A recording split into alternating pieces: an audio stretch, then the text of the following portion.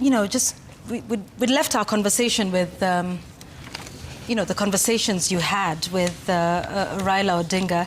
I want us to, take it up from there. Did he ever talk to you about the broad-based government, the future of ODM? Absolutely. There's seldom a thing we didn't speak about. He spoke to me about his thoughts, his ideas, his wishes. However, he was quite present to the fact that after his time, people may feel differently. People may want to take different directions. But he believed in their right to do so because it is a democracy. So we did discuss quite a few different things. Mm-hmm. Yes. And because that has been the subject of lots of conversation, about the future of this. I guess we'll listen to some of what you have said about this, including what he said about where he leaves the party, whether in government or not. If we have that, I'd like us to listen to it. You said, Baba did not say he left us in government. I'd like us to listen. Na wale wanasema ati sijui baba aliwaambia sijui nini ati. Hiyo ni kukosa adabu. Nyamazeni bwana. Hiyo ni kukosa adabu. Tulieni bana. Everything baba alikuwa anasema mbele ya watu wake. So tell us about this. Baba did not say he left us in government. What did you mean by that? Well, he didn't. I believe if he did, you'd play that clip as well. The last thing he mentioned, which was during an ODM PG at Argyle Hotel, and people were asking about that matter, he said, who told you ODM will not field a candidate in 2027? So those that are now saying that in secret he told them, who told them? Because everything he said, he used to say to all of us in front of us. He was not a duplicitous leader. He did not say something in the morning and go and try something else at night. So when I raised those statements, it was out of the concern that certain people or certain quarters are trying to achieve something which doesn't necessarily stand for the creed of the ODM party, and perhaps could be taking advantage of a situation for their own gain. What do you think they're trying to achieve with that? Your guess is as good as mine. But you see, Yvonne, something that has happened in society, and this has happened in every society, whether it was in Europe or in Asia when empires fell, power was moved from the center to focusing on the needs of the people. Mm-hmm. So Kenya has, in my view, three issues that take 2 or 3 parts, maybe. The first is the unwillingness or the inability for the leaders to recognize that the desires of their people has changed. This is not 30 years ago. People want servant leadership. They don't want to be called somewhere and told this is what's happening. They need to be consulted in the process. And as far as anybody in ODM is concerned, they're used to that because Baba consulted everybody. The second issue is the manipulation of those in the lower classes to a point where they have to bargain between their survival and their dignity. And the third is the personalization of policy, that if you don't agree with somebody, this or something, it's so tied to a person, the cult of personality, that it becomes a feud.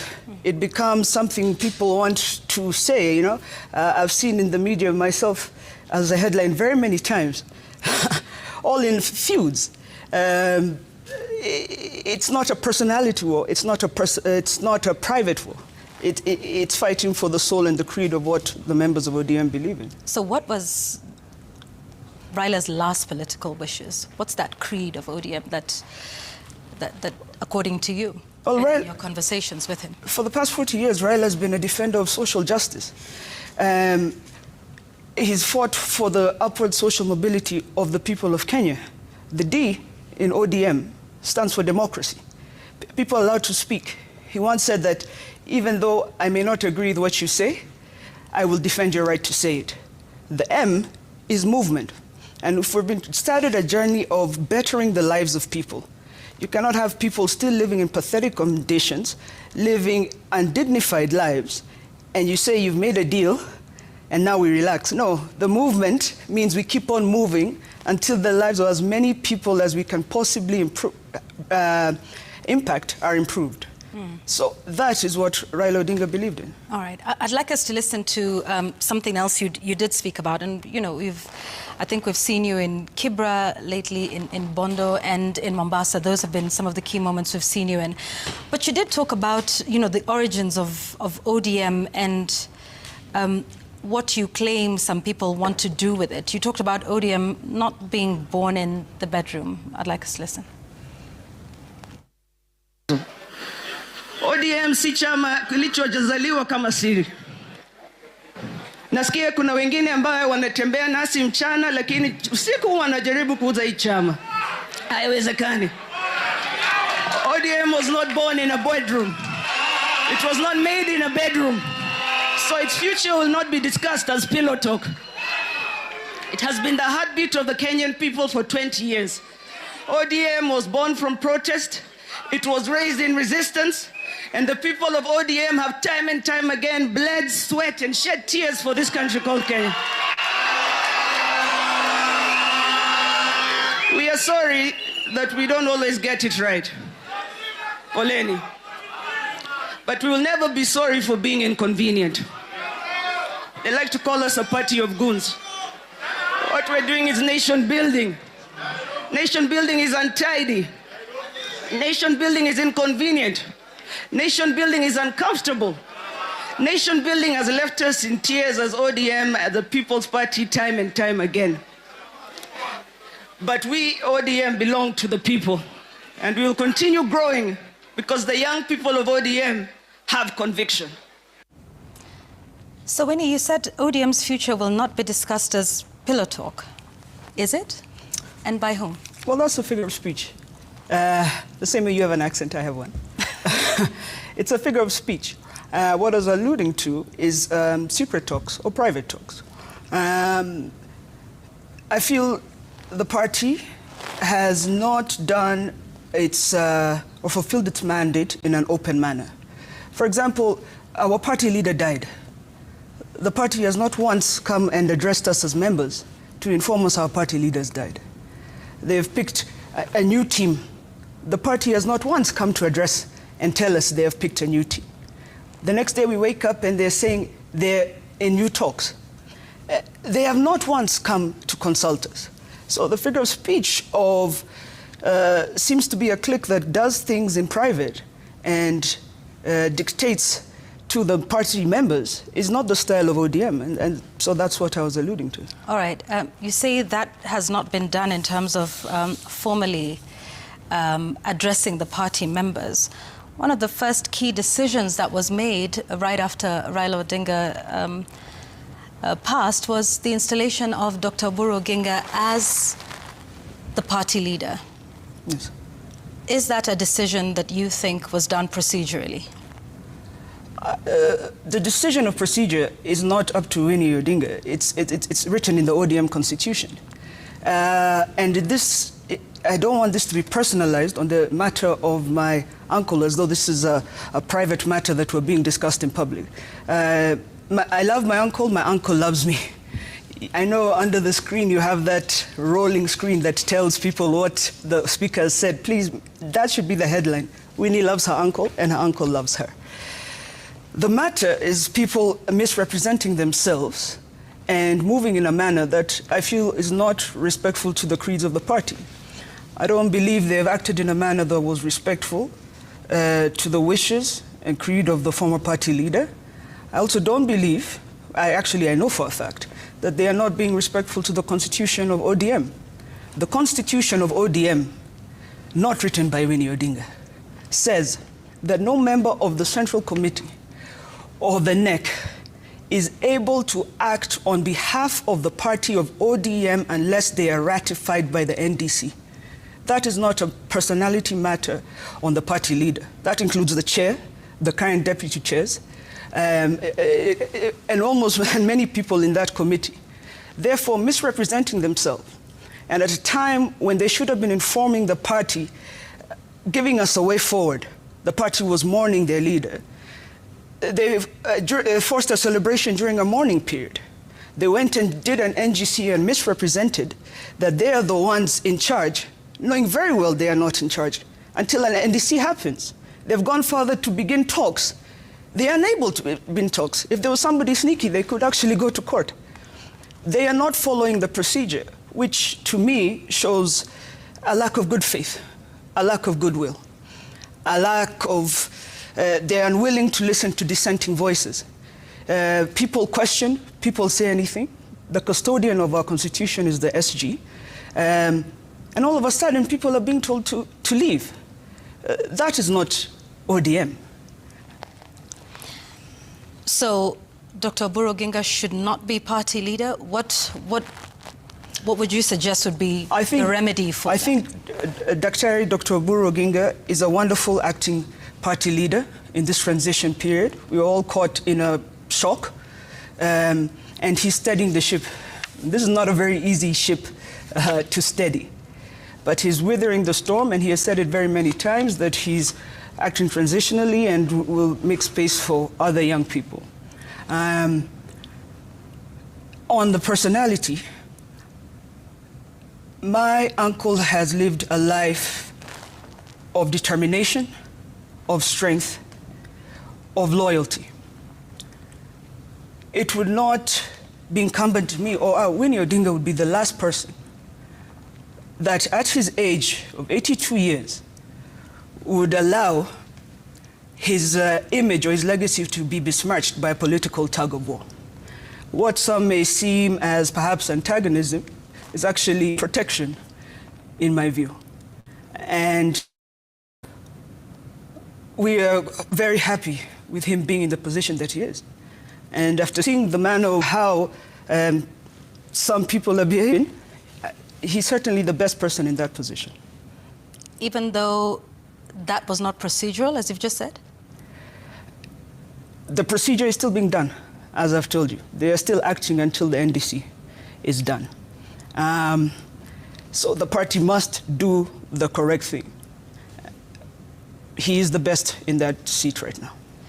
So let me ask you this, because Dr. Oburu Oginga is your uncle. He's your father's elder brother. He's now the party leader. At what point during a rally, he'd said, in response to remarks similar to what you're making here today, he said, hayo mambo tutaongea nyumbani. Is there a family feud between Dr. Oburu Oginga No, absolutely and yourself? If there was a family feud, I really doubt he would discuss it. He would tell me that in public. He's a funny guy. His humor is different. And actually, all our humor is different. And mambo ya nyumbani tunaongea nyumbani. But mambo ya chama is not to be discussed at home. And when it comes to the party, any member of this family or this party or this society is free to discuss. And I believe Dr. Oburu will be the first person to defend my right to have differing opinions. So what's your relationship with him at the moment? I love him. He's my only dad. I don't know why this has become national news. I've told you, and I've said it very many times, I love my uncle. Our family is tight. This is who we are. And we have absolutely no problems at all. You said we're having a family meeting. We've had several. And I feel that is just a private matter. On the political front, he is leading a group or a section of ODM members who are calling for a pre-election coalition pact between ODM and UDA. What are your thoughts around this proposal? Because it seems to have split the party down the middle. The trouble with Kenya is always making things dichotomous. You have to understand how ODM came into this situation. We had some disputes after the election. Shortly after that, a year or two later, the young people of Kenya went to the streets. The matter became extremely elevated. My father, in his wisdom, tried to bring the two factions aside. The Gen Z faction, of course, said they were leaderless and were unwilling to have any sort of talks. So he went around meeting different people of society and came up with what he felt were the pertinent issues they were discussing. That is the 10-point agenda. Okay? That 10-point agenda was promulgated on the 26th of August, 2024. It has an expiry date, which is the 7th of March, 2026. In that document, he also says that this is not a coalition agreement. So he put that date so that at that point we would review how far are we on the issue of social justice, on anti-corruption, and all the other 8 points. And then we review our terms based on that. And I feel as the fourth estate, you may be asking the wrong question, asking Winnie if she loves her uncle or not. The question you should be asking, on point number 1, where have we reached? On point 2, where have we reached? Because this was a social contract with the people of Kenya. Therefore, if you trash it and you have not completed it, then on what basis are you negotiating for the people of Kenya, of the people of ODM? On what you promised them something? It cannot be trashed simply because Raila Odinga died. On what basis are you negotiating? That is the basis. The 10-point agenda is the basis and the beginning of negotiation, in my view. I'd like us to listen once again to something you said in Kibra over the weekend. You were saying hamanitishi, hamani babaishi. Can we listen to that first? Vitisho vya peni mbili vitanifanya mimi nini? Amnitishi, amnibabaishi. Nasikia kuna watu wengine walisema hatuwezi kuja hapa. Hakuna siku baba aliwahi let anybody atoke kwenye hii chama. Wanaongea sana na tukiuliza maswali wanasema tutoke kwenye chama. Tukitoka watabaki na nani kwenye hii chama? Nani anakutisha Winnie? Anajijua. You see, tuambie ni nani? No, we have reached a point, and I have to speak this on behalf of the leaders of ODM, because I'm the only one who's able to say it. People are being intimidated in the party of ODM. People are being de-whipped simply for showing up on that stage with me. People I did not even invite. By being removed in committees, in county assemblies, in parliaments. We've reached a situation where you're being told to fill out forms on whether you support the regime of the day. If you do, then you'll be given TSC slots. If you don't, God knows what happens to you. There is full-on intimidation of members. On what basis? Why is there intimidation? I feel that those in the party that have a different agenda and they're hell-bent on achieving this agenda, no matter what it may take. And who are those? How much are you going to pay me? I don't pay for interviews. Keep going. I don't reveal all secrets. As much as I'm honest, I don't reveal all secrets. But I can't do it. I can't do it because it's going to put certain people in a lot of trouble, simply because of the level of intimidation that we're in. Now, Winnie Odinga in Kibra, there was a joke a cousin of mine said, that when you see Winnie grabbing a mic, no, things are terrible. Winnie Odinga standing there in Kibra had not tried all other options of recourse with people of leadership. I have tried to speak to them, I've tried to tell them, we cannot leave the people behind. And so when you see something happening that is going the wrong way, lazima utupe mchanga. You have to do what you have to do. Who have you spoken to in the leadership of the party and told about your concerns?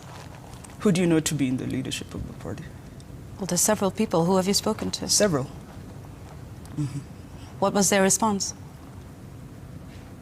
It's played out in the public. You said, we will not leave this party which we fought for. Are you a member of the ODM party? Yes, I'm a lifetime member. Because that's been a question for some people. It cannot be a question because I'm an elected member of parliament that represents the people of Kenya in a regional parliament nominated by my party, the ODM, the Orange Democratic Movement Party. It cannot be a question. It's obvious. One precedes the other. And as I stand there, I represent the people of Kenya. We don't necessarily have constituencies. So my only constituency is the people of Kenya. And therefore, I do everything and move every way and make every decision in regard to the people of Kenya. If we go to an NDC and the people of the party say this is what they want, then I'll sleep well that night, knowing that the people have ratified the decision. But the most important channel, or the largest, strongest organ of the party, is the people of Kenya, and their voice is heard in the NDC. As it stands, the party is only utilizing 2 organs. We have several. So for me, ODM was not also an SPV. Some people have parties where they do what they want and throw it. This is a party for 20 years. So if a child was born 20 years, now they're in university. So somebody whose party started 2 years ago, those are kindergartners. Those are not the ones to tell us where we are. This party will have different opinions. It will have different choices. But this party belongs to the people. We have never moved a step without them. We will not begin now. Have you tried to call for an NDC? Is this something you've discussed with the Well, I was the leaders of, like having these discussions with them first before? Yeah. But there's a process to an NDC. Yeah. For example, you don't just call an NDC to ratify leaders. That's just one agenda in an NDC. What are some of the reforms? What are some of the agendas you have for the people? We're going to an election next year. You also have to tell them what you've done and what you've not done, and why you've not achieved it. But there are certain reforms that this party has to go through. This party has to be refreshed. This party has to move from being so centralized and send resources to the grassroots, help its grassroots offices grow, help those people recruit other members. This party cannot be restricted to one area of its chambers. It's got very many avenues. And therefore, for me, that is what I'll be seeing at the NDC, the reforms, the refreshment, and the restoration of the party ideals. That's what I think the NDC is about. Is there an appetite for an NDC within the leadership of the party? Based on your conversation or observations with them? The procedure of course, calling for an NDC aside, but based on your conversations with them. Yes. Well, certainly they've been going around rallying support for that. Mm-hmm. I don't know everybody's personal agenda, but certainly you've heard that we are at least speaking on the same page on that one, from the same script on that page. Okay. I'd like us to talk about some of those, the members of the leadership, and indeed many who have talked about conversations they've had, last conversations they've had with your father. And some of them include the leadership. Maybe we can start by talking about some of those conversations, about some of these people in your father's life. Let's start by talking about Junet Mohammed. He has said he was close to your father, he was a confidant. What do you know about him and the relationship with your father based on your observations around Raila Odinga? I'm not somebody who will rewrite history now. Junet was a close confidant of my father. And I think Junet will speak on Junet. And I was not party to every conversation my father had. What I'm saying is nobody was. And nobody knows what he wanted, including myself. Our only point of reference is things like this 10-point agenda. The only point of reference is his manifesto. The only point of reference is what he said in public. So his private conversations and relationships, again, like I told you earlier, I don't believe is appropriate for me to discuss about. How about Gladys Wanga, who's the chair of the party as well? Many have spoken about, the direction of the party. What's your relationship with the party chair? She's the governor of Homa Bay, a position that I believe is momentous, especially in that region, electing women to higher office. I believe she believes she's correct. And I believe she's doing what she believes is correct for the party. Do you believe that what she's doing is correct for the party? I believe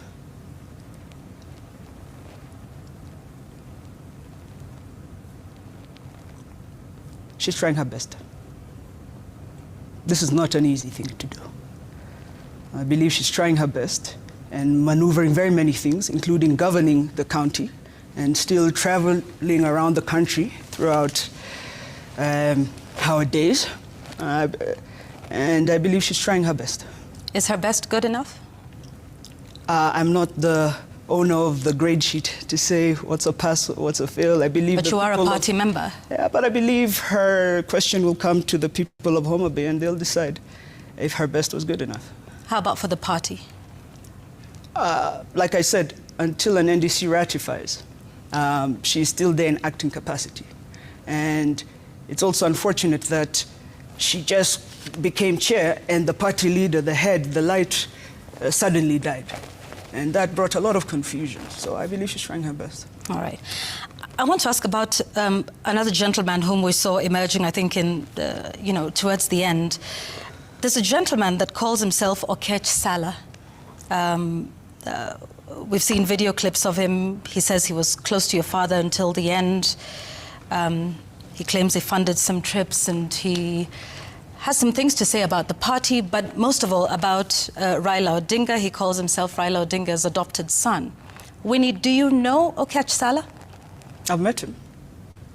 But I'd like to believe nobody really knows him. I also feel sad for him. You know, my father died, and that was a very traumatic experience for me. But at least he died with somebody he knew loved him. And I believe people need to take better care of their loved ones. And mental health is a really important thing. When you live here and you go on Thika Road, there are two options. You either turn right as you're going to Mathare, or you turn left and you're going to DCI. Because a flat-out lie that you were there at the time of my father's death and you were not, talking things that did not occur, is quite dangerous.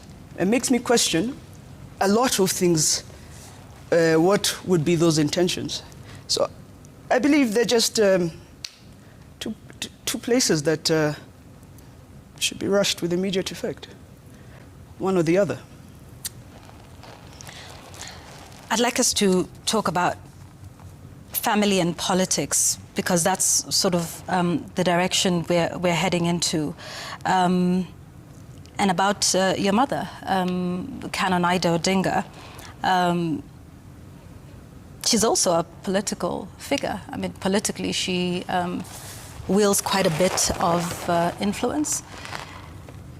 Some say that when you speak, that a lot of that is her will, is her words, is her influence on you. To what extent has that shaped who you are today? We talked about your father. How about your mother? I believe my mother has also shaped me in equal measure.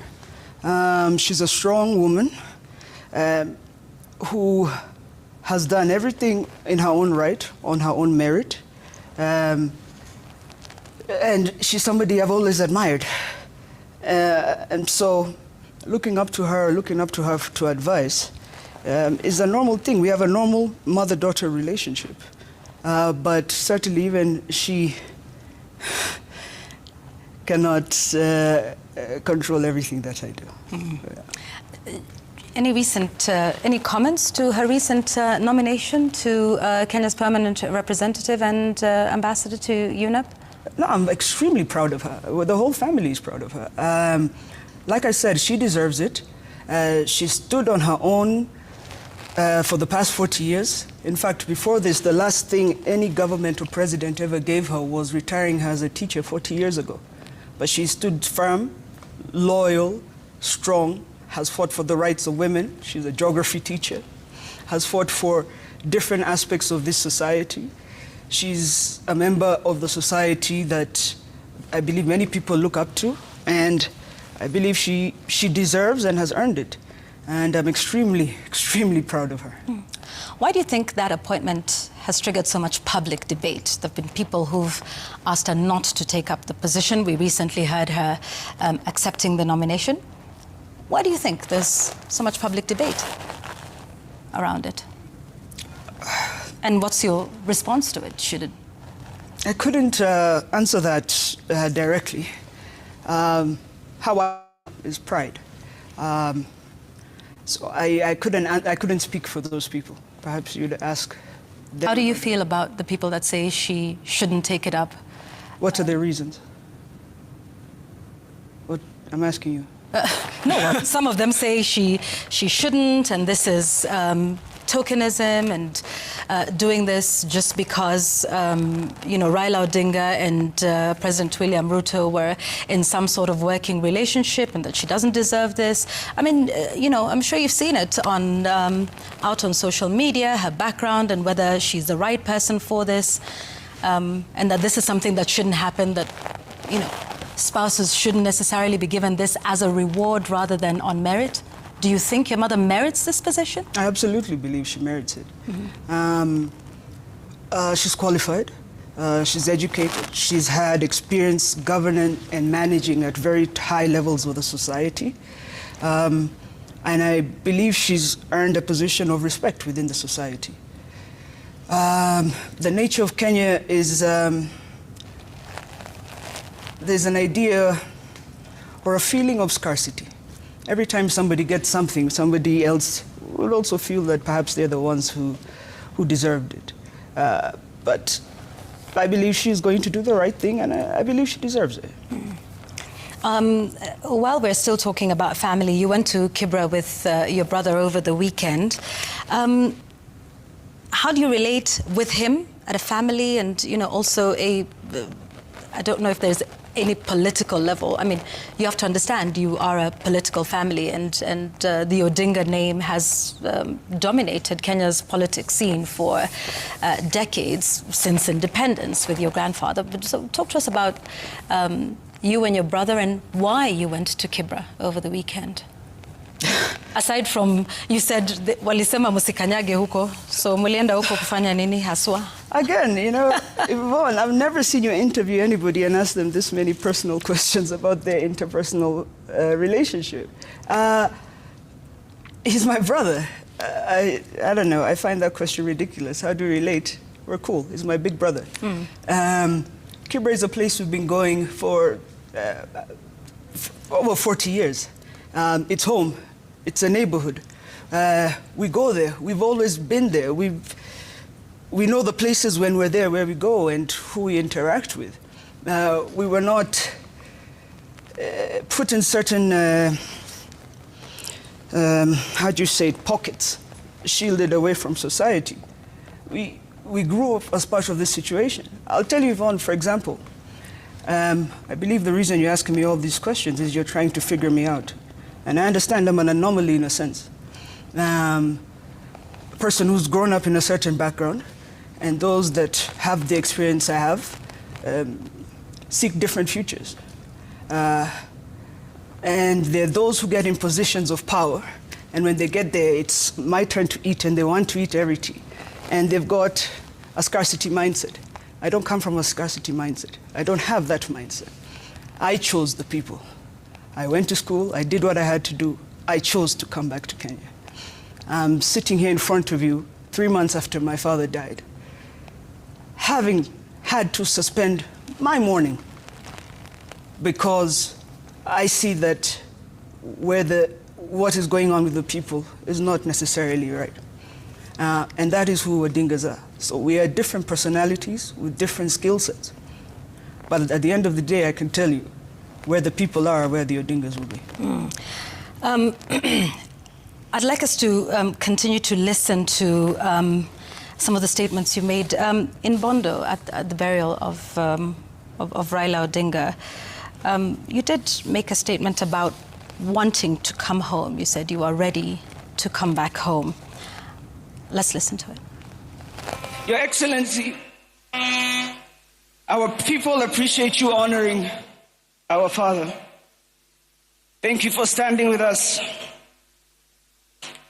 You should also know, in case you are wondering, I'm ready to come back home, if you are wondering. To all the leaders we visited around the world, I will return personally to thank you. Thank you, Kenya. God bless you all. God bless the Republic. God bless Baba's legacy. Long, the king is dead, but long live the crown. What do you mean you're ready to come back home and you're speaking to the president directly? I think it's self-explanatory. When called upon, I serve the country. I am serving the country at a regional level. But my heart always belongs in Kenya. Kenya owns my heart. And I would like to be back home with the people. What would you like to do back home? Whatever the people want me to do. Okay. Yeah. But this was addressed directly to President Ruto. Yeah. Were you asking him for a job? No, I was not. What were you asking him for? I wasn't asking him for anything. I was telling him that I would love to come back home. Okay. Yes. What would you like to come back home and do? I mean, there's anything, but you strike me as a woman of purpose. Yeah. So is it just anything?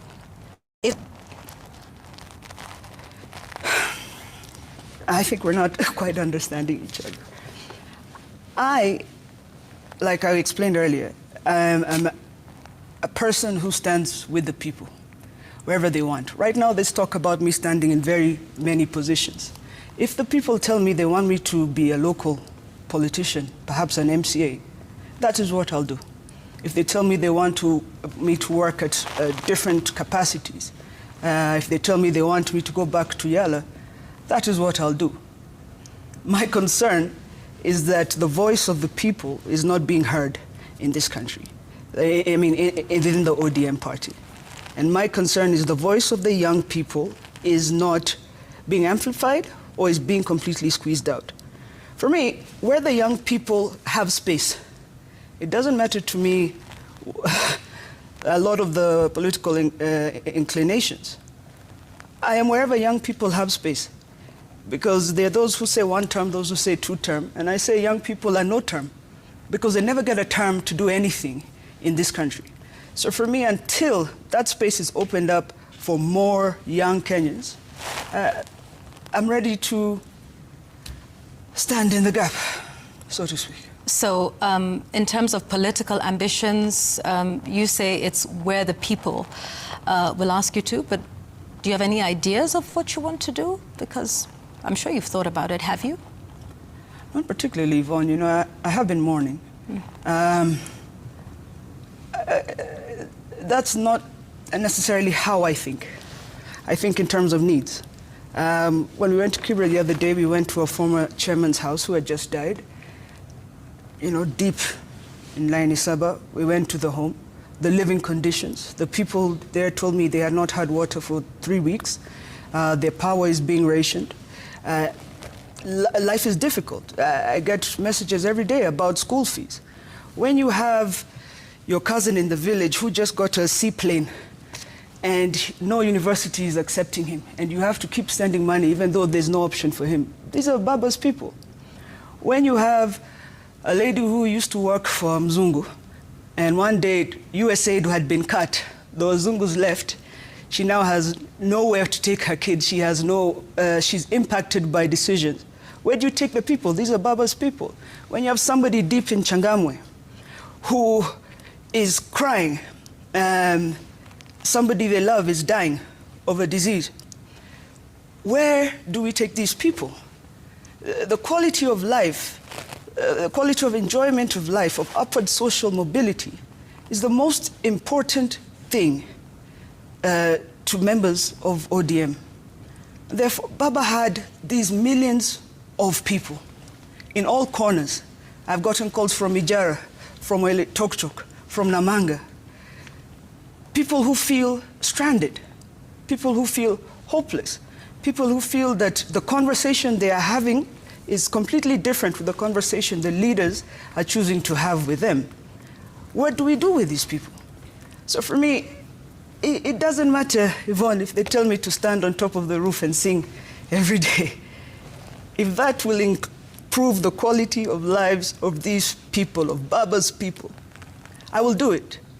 90% of people who joined the ODM party believed in Baba. They are mourning too. They are lost too. So the conversation has to be centered on them. It cannot be centered on whether I love this family member or this one.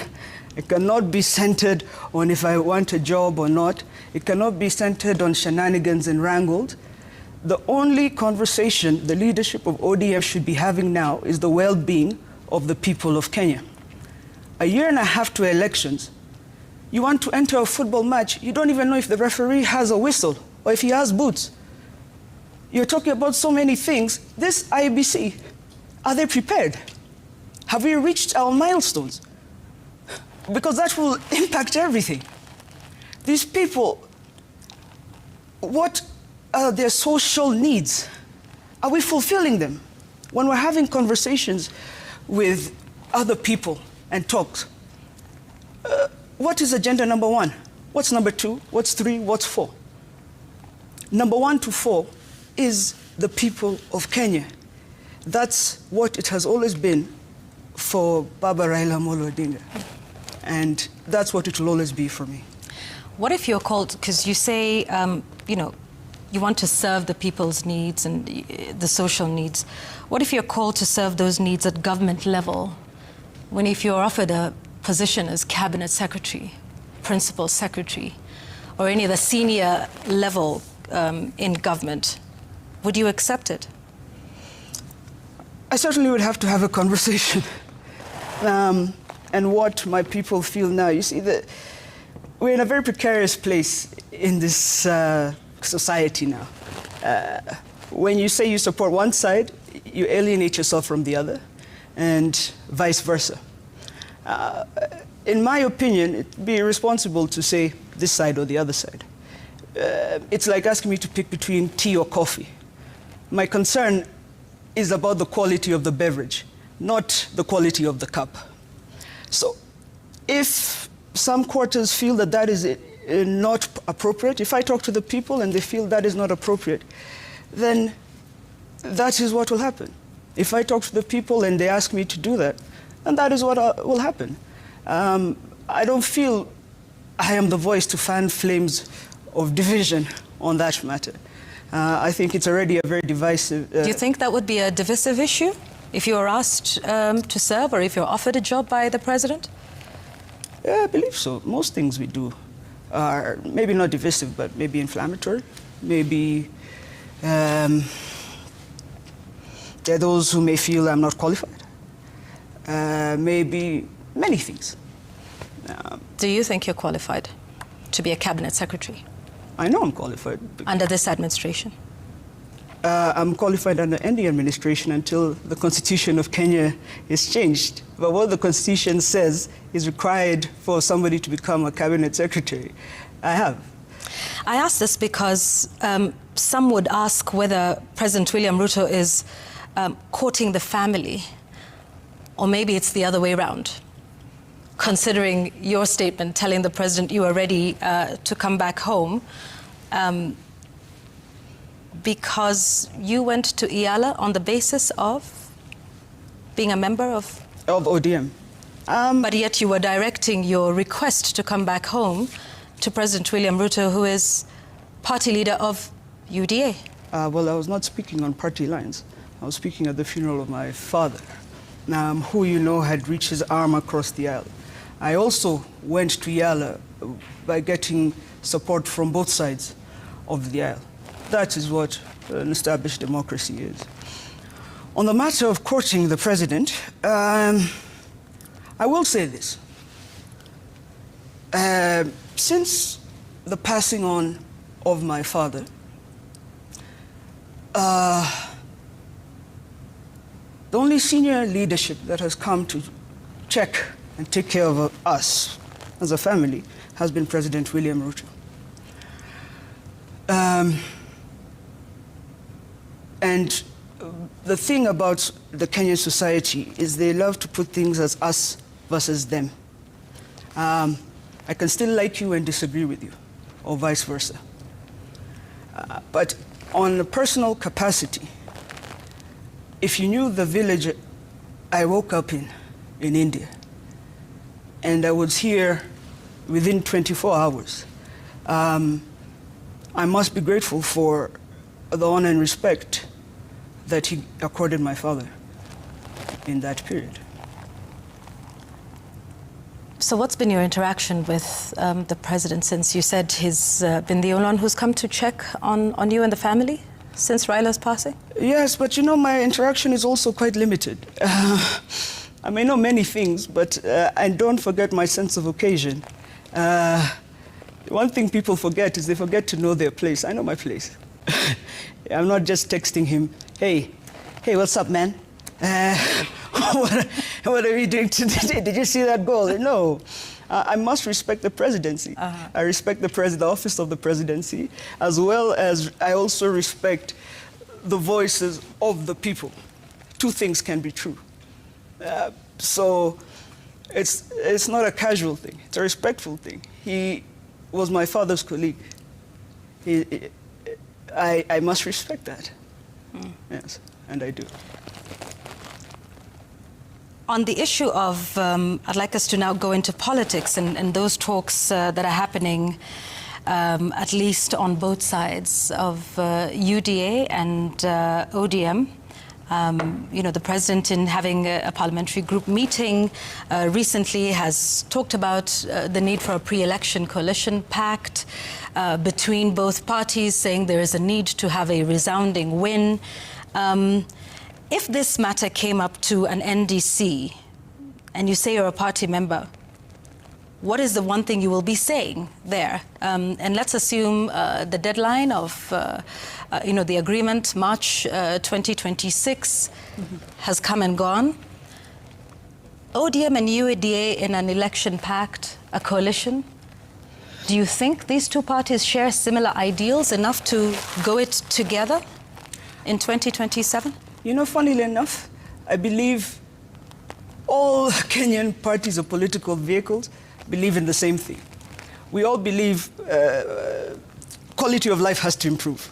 We all believe there should be some level of social welfare. We all believe in all the same things. What parties in Kenya actually disagree on is the journey, the method of getting there. For example, UDA is bottom-up. ODM or Azimio was talking about 6,000 a month, more equity in social welfare. Again, that question comes down to a plebiscite, to an election, and people decide once given the choice of those factors. But I believe if people are able to give the country a clear path, a direction, where the people feel included in their governance, where they trust their governance, and where they feel this is the right way to go, I believe anything is possible in Kenya. So you believe UDA and ODM are somewhat similar in ideology? I believe crazier things have happened in terms of, do you remember the 2000 when NDP joined with KANU? I believe sometimes means to an end. Crazier things have happened. Yes. So if it were a means to an end, what end would that be?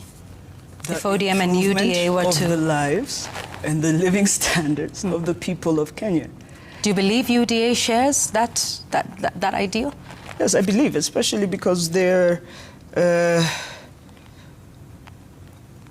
quite religious leaning. And those are some of the things that we are taught about in Christianity, in Islam, and they're more of a conservative party. I do believe they want the best for Kenyans. But yet you think the conversation about a pre-election pact is... premature. Okay. At what point would it be mature? After we have assessed the achievements of the 10-point agenda. The 10-point agenda is a contract. It's a guideline that we are meant to assess the governance of Kenya. After we have assessed, and if some things have not been achieved, it's also part of governance. Sometimes governance is slow, sometimes it's fast. Okay, you've not finished now, will you finish in April? Will we do you this think, by... what's your assessment of the progress of the achievement of the 10-point agenda? We've got less than 2 months now Yes. To the deadline. So what's your personal assessment of that 10-point agenda and the achievement of all of those I believe agreements? there's still quite a few outstanding points that need to be addressed. Do you think they can be addressed by March the 10th? I don't believe it's for me to address them. There's an ADCO report, there's a team working on it. But in your view, based on how things are going and how they have progressed over the last, say, 9 or 10 months... I want to be optimistic. Okay. So which parts specifically do you think have yet to be addressed? Compensation of victims, space for youth, there's anti-corruption. A friend of mine was saying the Ethics and Anti-Corruption Commission, we never see them nabbing anybody before the fact. There are very many questions that need to be answered. The reforms have to be tangible. And you ask me questions, but I don't believe the onus is on me. There was a committee that was selected to do this work. The question is for them. But you are a member of ODM. Yeah. And therefore have views on a pact that ODM has signed, or an agreement at least, a 10-point agenda between ODM and UDA. So as an ODM member, are you optimistic that by March this will be all resolved? I mean, for instance, compensation of victims. I'm hopeful. Yes, I am optimistic. What would it take to get that? Because there have been some legal hurdles. I cannot tell you, I'm not an expert in that matter. But I believe the point of a parliament is to put pressure on the executive to achieve the things that the people have mandated them to do, at least the parliament that I am. And therefore, those are the questions that bodies such as those should be asking, because they represent the people. So where are we in terms of this agreement we made with the people? As a young person, and you talk about finding space for young people to not only speak their mind, but perhaps also have some type of economic prosperity. Do you think this current administration, for which you say that's one of the important issues of the 10-point agenda, and you said ODM and UDA have similar ideals, do you believe that UDA as a party and its party chair, the president, has the best interests of youth like yourself at heart, considering the events of June 2024 and 2025? Which events are you referring to? Pardon? Sorry, which events are you referring to? The protests in June 2024, after everything that has happened, because you talk about the young people being an important constituency. You've talked about ODM and UDA being similar in ideals. So do you think UDA as a party, considering the 10-point agenda, wants the best for young people and has their best interests at heart? I cannot answer on behalf of UDA. I am not a member of that party. I'm not a member of government. I do not speak on behalf. But that is a key point in the 10-point agenda, is it not? It absolutely is. And you are a member of ODM. That is together with UDA in this agreement, in this 10-point agenda. The agreement to foresee this agenda. Right, yes. And so as a party member of ODM, I'm just asking about that specific point in the 10-point agenda with respect to young people. Are you satisfied with the progress that's been made? Are you satisfied as one arm or a member of one arm of this agreement? Are you satisfied with how the other side is treating young people in this country? I think you're mixing two questions there. Is it the treatment of people, or is it if I'm satisfied with the progress? The progress of how they're treating people? No, the progress of creating spaces for young people. Okay, let's talk about that. No, I'm absolutely dissatisfied. 75% of this country is made up of young people. until we get some parity, I'm dissatisfied with the spaces that are being opened up for young people. What would you like ODM to do with respect to this broad-based government? And looking forward to the 2027 election?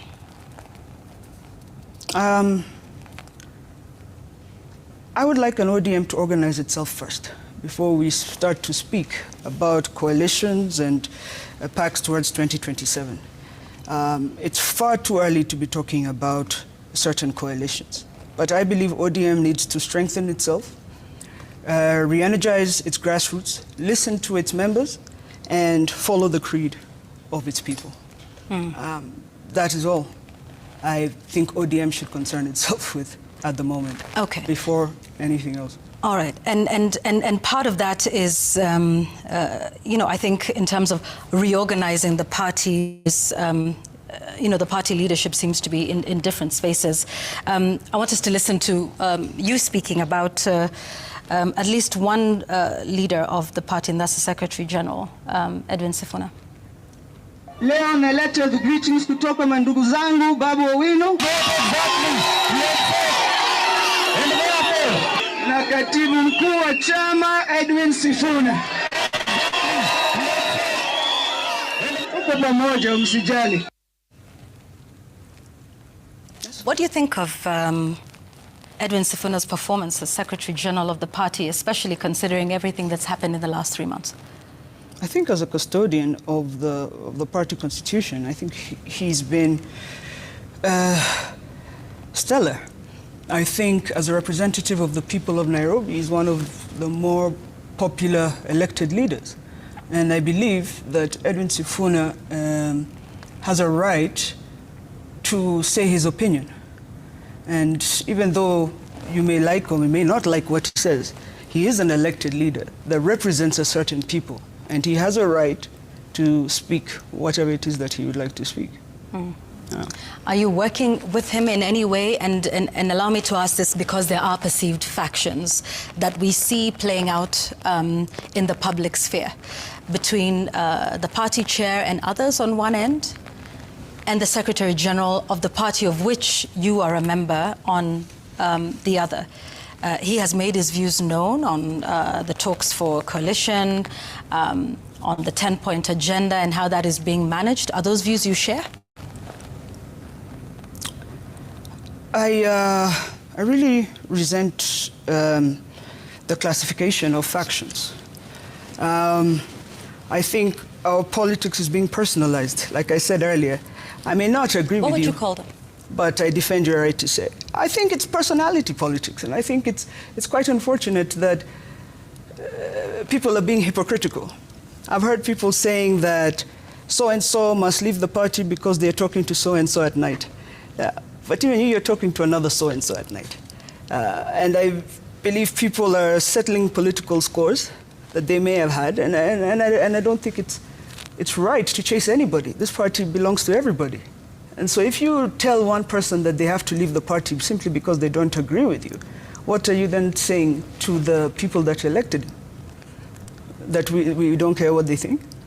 He has a right, and he has a right to say, and he has a right to believe what he believes in.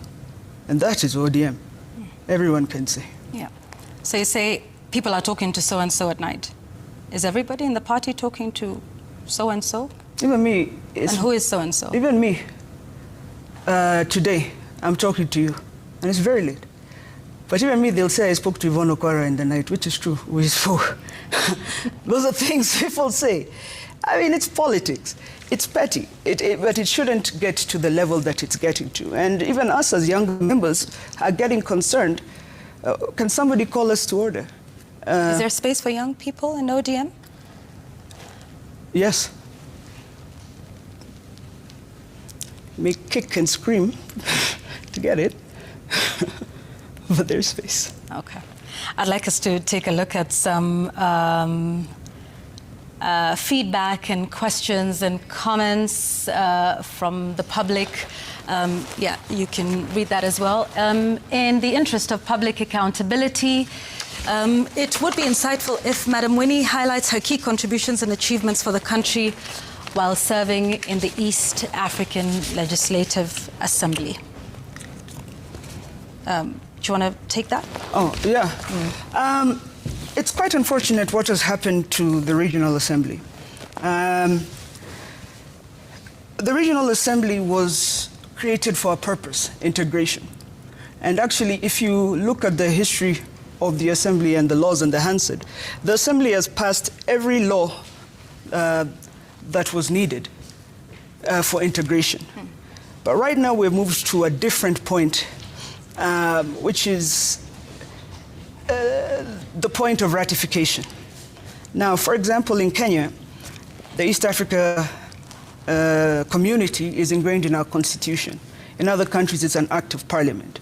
We've had a situation where countries have come in, some who don't use common law, some use Sharia law, some don't speak French, and therefore the parliament has been caught up in a lot of bureaucracy, teething issues, instead of being able to handle certain things. I personally, in my capacity, have been pushing for issues around tech, digital literacy, digital penetration, and online safety. And when I say digital, it's not just giving people a computer.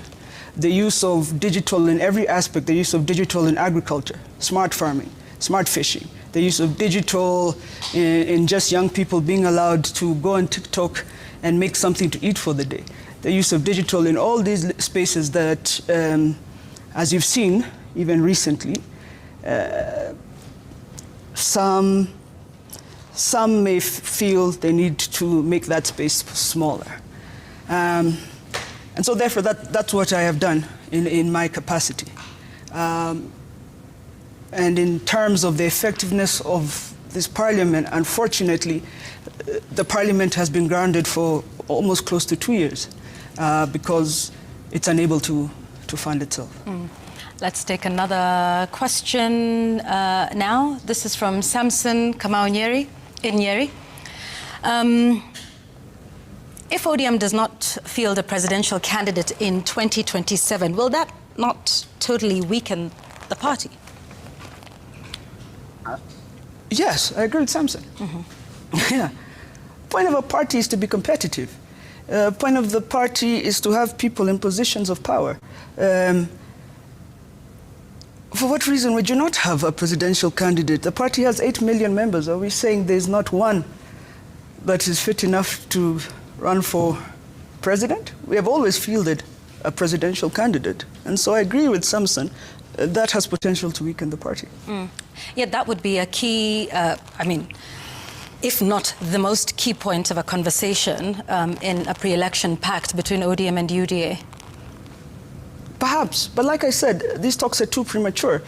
What I learned is a lot of people say they're students of Baba, but a lot of them were sleeping in the back of the class. Pre-election pacts are done 3 months to an election. They are not done a year and a half. They are not done when you have not organized your party. They are not done if you don't have an agenda, you're selling the country. They are not done if you don't agree. They are not done if you don't know whether the referee is capable of achieving an election or not. For me, people are not focusing on what needs to be done first.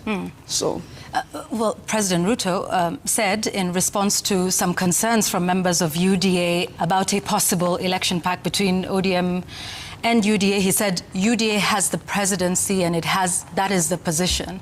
So it would seem they've already taken a position with this one, is that even in a pre-election pact that UDA would be fielding a presidential candidate, presumably, of course, the incumbent.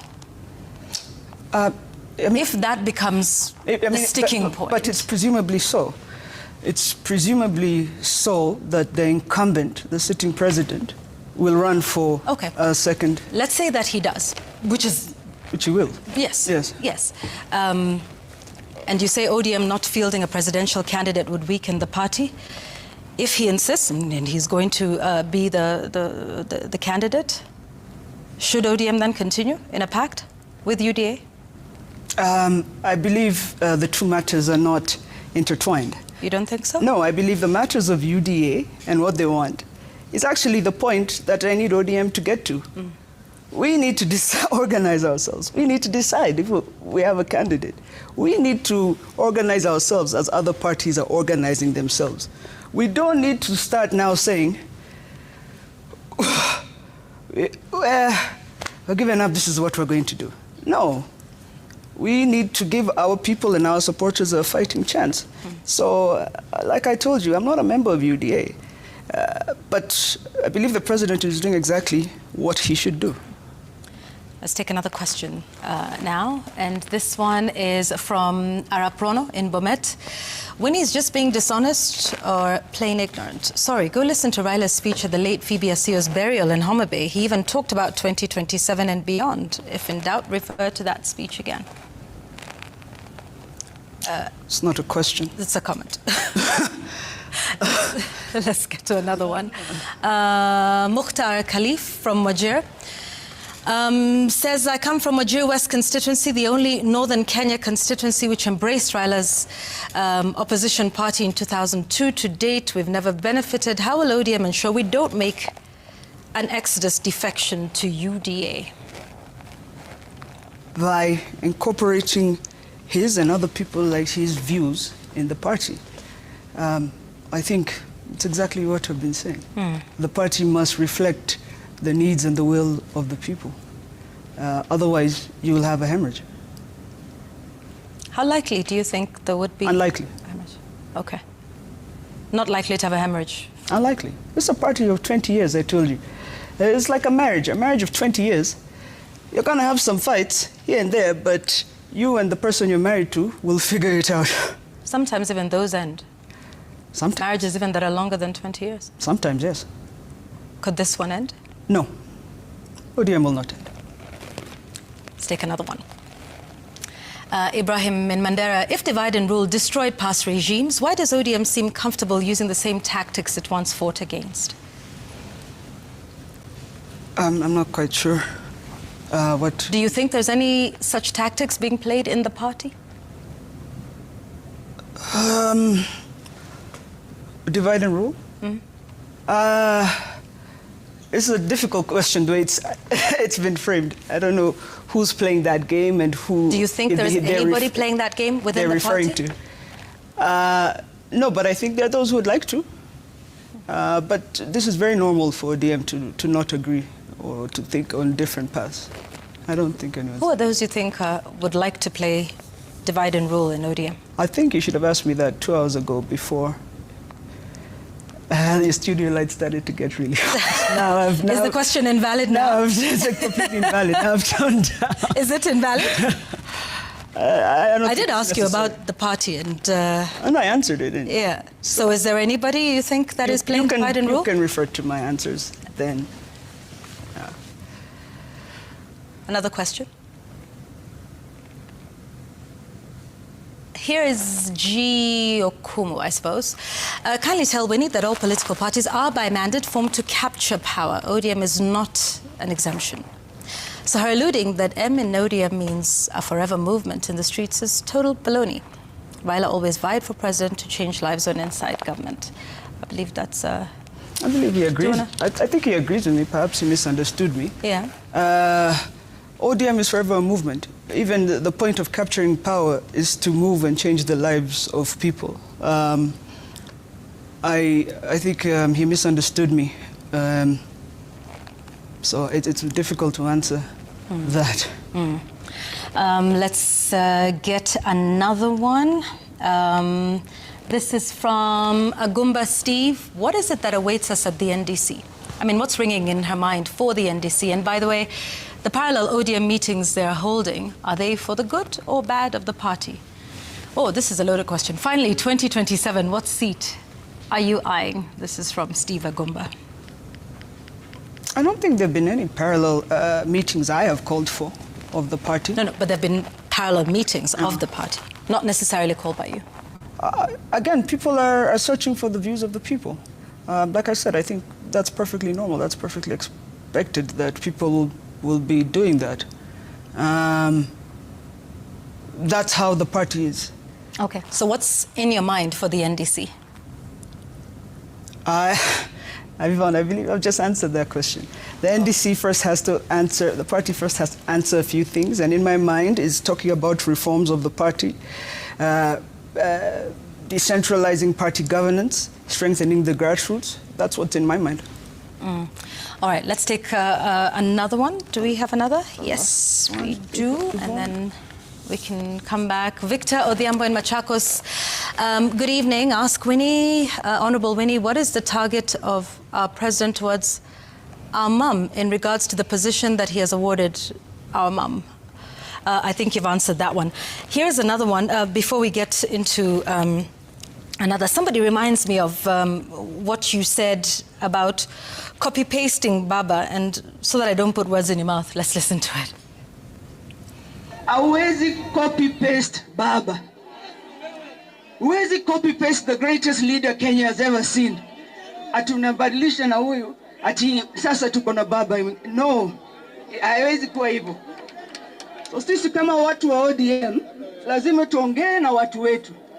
Lazima tuongee na mavijana. Tuongee na wamama. Pia wazee tutaongea nao. Again, now that we have you here, just to get some understanding. Who is trying to copy-paste Baba? What were you alluding to here? I was alluding to those who keep saying, Baba told us this, Baba told us this. Those that trying to speak for Baba. Yeah. That's not how it works. Either Baba told us or he didn't. You cannot take words that you were told in private, i.e. copying them, and come and paste them in public, and you're the only one who knows about it. So that is what I was alluding to. Okay. Allow us to just read 2 or 3 final comments, and then we can close our conversation. Actually, let's have it as 2, right? Okay. Let's see what we have. We've got this one from George Marita in Kisii. Says, you are an embodiment of the true spirit of Raila Odinga and all that he stood for. Those thinking otherwise are wrong, since the coveted mantle passed from Oginga to Odinga and now to the lineage of Odinga in the person of Winnie, because always that is who Odinga presented to Kenyans. Let's take another one, final one. Mercy in Kericho says, good evening. I've been an ODM member since, but have never healed because of Baba's death. But I would like Winnie to be the party leader of ODM, because when I listen to her speeches, she's like Baba and she's giving me hope again. That's a good place to wind it up. For those that say you should be the party leader, like Mercy? I like Mercy because she's a dreamer, like me. I dream big. But I believe ODM, as big as a juggernaut as it is, needs an experienced leader, somebody who has experience at high levels of governance and management, and somebody who has, strong convictions on what it is about the party wants to do. I don't believe it's a job that, I don't believe my feet have grown that big yet to fit in those shoes. What's next for you? Well, right now I'm going to go home. Right. Yeah. So we all, tomorrow, next month, next year, what's next for you? What do you see for yourself? I know you've talked about what the people might ask you to do, but what do you want to do, Winnie?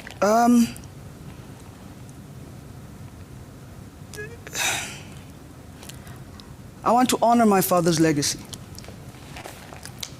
I walked this journey for a long time with him. I believe in him. I believe certain truths, things he taught me. And there are certain moments where I believe he'll be rolling in his grave. I want to continue improving the lives of as many people as I can. And like Lincoln said, to be esteemed by my fellow man would be the greatest honor of my life. I believe in his vision, in my grandfather's vision, and I believe in thoroughly doing my best to honor that legacy. Winnie Odinga, MP for Yala, thank you for speaking with us on Thank The you very Explainer much. tonight. It's been a pleasure hosting you. Thank you very much. Thank you. Let's take a break on The Explainer.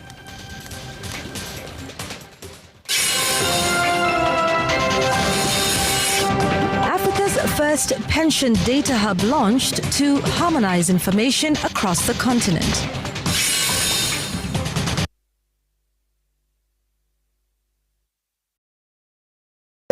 It's big, bigger than you can imagine. It's massive. It's the biggest jackpot. Shabiki Super Jackpot Sahini 100 million. Yes, predict 17 games na 99 bob na ujishikie 100 million. Bonuses ni from 13th correct prediction. No kipata zote wrong, usi worry.